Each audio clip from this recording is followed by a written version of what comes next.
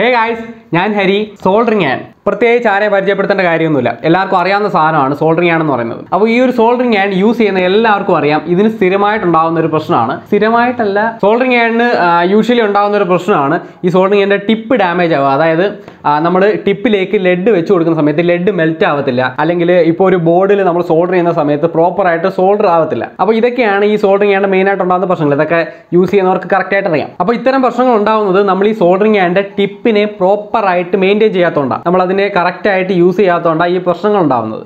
അപ്പോൾ എൻ്റെ കയ്യിലിരിക്കുന്ന ഈ ഒരു സോൾഡറിംഗ് ഹാൻഡ് എന്ന് പറയുന്നത് സോൾഡറോൺ കമ്പനിയുടെ സോൾഡറിംഗ് ഹാൻഡ് ആണ്.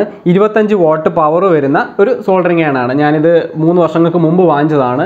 അന്ന് ഇതിൻ്റെ വില ഏകദേശം 300 സംതിങ് രൂപയായിരുന്നു. ഇപ്പോൾ എത്രയാണ് കറക്റ്റ് റേറ്റ് എന്ന് എനിക്കറിയത്തില്ല. നിങ്ങൾക്ക് വേണമെങ്കിൽ ഞാൻ ചെക്ക് ചെയ്തിട്ട് അഫിലിയേറ്റ് ലിങ്ക് ഞാൻ ഡിസ്ക്രിപ്ഷനിൽ കൊടുത്തേക്കാം. അപ്പോൾ ഈ ഒരു സോൾഡറിംഗ് ഹാൻഡിനും ഈ അടുത്തിടയ്ക്ക് ആയിട്ട് ഈ ഒരു ടിപ്പിലെ പ്രോബ്ലം വരുന്നുണ്ട്. അപ്പോൾ ഞാൻ ഈ പറഞ്ഞ പോലത്തെ പ്രോബ്ലംസ് നിങ്ങളുടെ സോൾഡറിംഗ് ഹാൻഡ് ഉണ്ടാകുന്നുണ്ടെങ്കിൽ ഞാൻ ഇനി കാണിക്കാൻ പോകുന്ന മെത്തേഡ് ഫോളോ ചെയ്താൽ മതി. കറക്റ്റായിട്ട് നമുക്ക് സോൾഡറിംഗ് ഹാൻഡ് റിപ്പയർ ചെയ്തെടുക്കാൻ പറ്റും. അപ്പോൾ ഇതല്ലാതെ സോൾഡറിംഗ് ഹാൻഡ് ആവുന്നില്ല, അല്ലെങ്കിൽ സോൾഡറിംഗ് ഹാൻഡിലേക്ക് കറണ്ട് എത്തുന്നില്ല, ഇത്തരത്തിലുള്ള വേറെ എന്തെങ്കിലും പ്രോബ്ലംസ് ഉണ്ടെങ്കിൽ അതിൻ്റെ സൊല്യൂഷൻ നിങ്ങൾക്ക് അറിയണമെന്നുണ്ടെങ്കിൽ നേരെ എൻ്റെ ഇൻസ്റ്റാഗ്രാമിൽ നിങ്ങൾക്ക് മെസ്സേജ് ചെയ്താൽ മതി. എനിക്കറിയാവുന്ന കാര്യമാണെങ്കിൽ ഞാൻ പറഞ്ഞുതരാം. ഓക്കെ, അപ്പോൾ എന്തായാലും ഇതിൻ്റെ ടിപ്പ് റിപ്പയർ ചെയ്യുന്നത് എങ്ങനെയാണെന്ന് ഞാൻ കാണിച്ചു തരാം.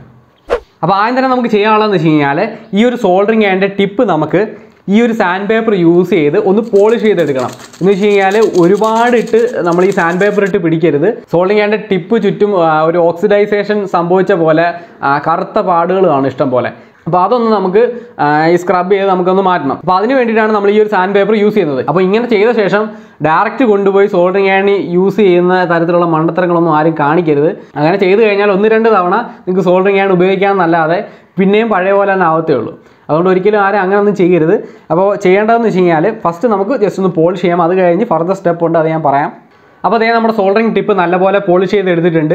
അപ്പോൾ നേരത്തെ ഇതിന് പോയിൻറ്റഡ് ടിപ്പായിരുന്നു. അപ്പോൾ എനിക്ക് പോയിൻറ്റഡ് ടിപ്പിൻ്റെ ആവശ്യമില്ലായിരുന്നു, കുറച്ച് ഫ്ലാറ്റ് ടിപ്പായിരുന്നു എനിക്ക് വേണം. അതുകൊണ്ട് തന്നെ ഞാൻ പോളിഷ് ചെയ്ത സമയത്ത് കുറച്ച് ഫ്ലാറ്റാക്കി എടുത്തിട്ടുണ്ട്. അപ്പോൾ നമ്മുടെ സോൾഡറിംഗ് ഹാൻഡ് റിപ്പയർ ചെയ്യാനുള്ള ബാക്കി സ്റ്റെപ്പുകൾക്ക് കുറച്ച് സാധനങ്ങൾ നമുക്ക് ആവശ്യമുണ്ട്. അതിലെ ഫസ്റ്റ് മെറ്റീരിയൽ എന്ന് പറയുന്നത് ഈ സോൾഡറിംഗ് ലെഡാണ് നമുക്ക് ഫസ്റ്റായിട്ട് ആവശ്യം എന്ന് പറയുന്നത്. രണ്ടാമതെന്ന് പറയുന്നത് ഇതുപോലൊരു മെറ്റൽ സ്ക്രബ്ബർ നമുക്ക് ആവശ്യമാണ്. പിന്നെ സോൾഡറിംഗ് പേസ്റ്റും. ഈ 3 സാധനങ്ങൾ ഉണ്ടെങ്കിലേ നമുക്ക് ബാക്കി സ്റ്റെപ്സ് ചെയ്യാൻ പറ്റും.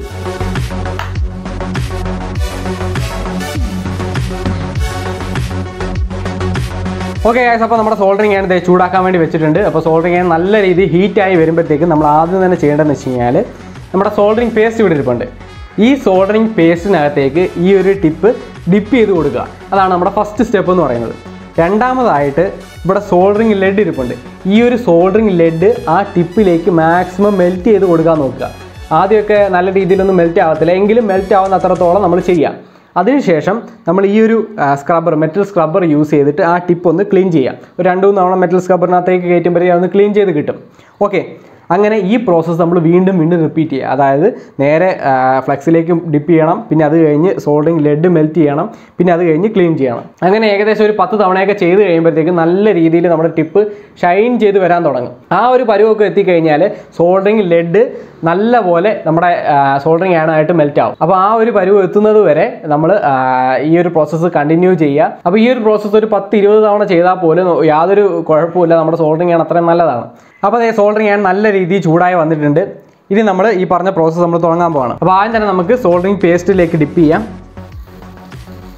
ഓക്കെ, അതിനുശേഷം ലെഡ് മെൽറ്റ് ചെയ്ത് കൊടുക്കുക ടിപ്പിലേക്ക്. അതിനുശേഷം നമ്മുടെ സ്ക്രബ്ബർ യൂസ് ചെയ്ത് ഇതേപോലെ ടിപ്പൊന്ന് ക്ലീൻ ചെയ്യാം. അപ്പോൾ ഇതേ രീതിയിൽ പ്രോസസ്സ് വീണ്ടും റിപ്പീറ്റ് ചെയ്യാം. നമ്മൾ ഫ്ലെക്സിൽ ഡിപ്പ് ചെയ്തു.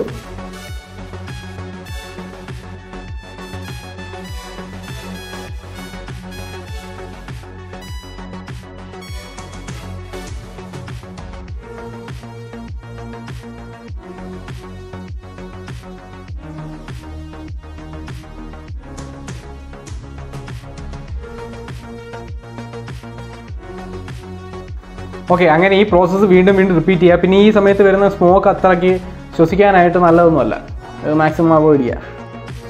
അപ്പോൾ ഗൈസ് ടിപ്പ് നല്ലപോലെ ഷൈൻ ചെയ്ത് കാണാൻ പറ്റും നമുക്ക്.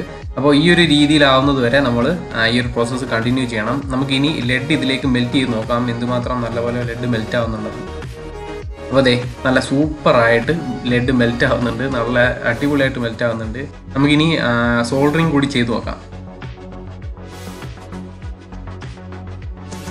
ഈ ഗൈസ് നിങ്ങൾക്ക് തന്നെ കാണാൻ പറ്റുന്നുണ്ട് എന്ത് പെർഫെക്റ്റ് ആയിട്ട് തന്നെ സോൾഡർ ചെയ്യാൻ പറ്റുന്നുണ്ടെന്ന്, എന്ത് സ്മൂത്ത് ആയിട്ടാണ് ആ ലെഡ് മെൽറ്റായി വരുന്നത് നിങ്ങൾക്ക് നോക്കിയാൽ കാണാൻ പറ്റും.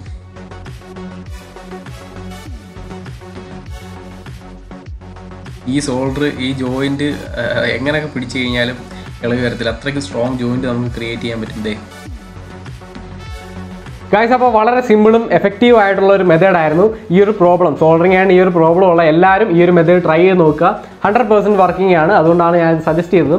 ഓക്കെ, അപ്പോൾ നിങ്ങൾക്ക് ഇതല്ലാതെ എന്ത് ഡൗട്ട്സ് തോന്നുന്നുണ്ടെങ്കിൽ നിങ്ങൾക്ക് ഇൻസ്റ്റാഗ്രാം ഐഡിയിൽ രേഖപ്പെടുത്താവുന്നതാണ്. ഈ ഒരു മെത്തേഡ് ട്രൈ ചെയ്തിട്ട് നിങ്ങൾക്ക് ഉണ്ടാകുന്ന റിസൾട്ട് എന്താണെന്ന് നിങ്ങൾക്ക് കമൻറ്റ് ചെയ്ത് രേഖപ്പെടുത്താവുന്നതാണ്. അതല്ലാതെ ഞാൻ ചെയ്തതിൽ എന്തെങ്കിലും മിസ്റ്റേക്സ് ഉണ്ടെന്ന് നിങ്ങൾക്ക് തോന്നുന്നുണ്ടെങ്കിൽ അതും കമൻറ്റ് ചെയ്ത് രേഖപ്പെടുത്താവുന്നതാണ്. ഓക്കെ, അപ്പോൾ ഈ ഒരു വീഡിയോ കുറച്ച് പേർക്കെങ്കിലും യൂസ്ഫുൾ ആയെന്ന് കരുതുന്നു. So guys, see in the next video. Until then take care. Bye bye.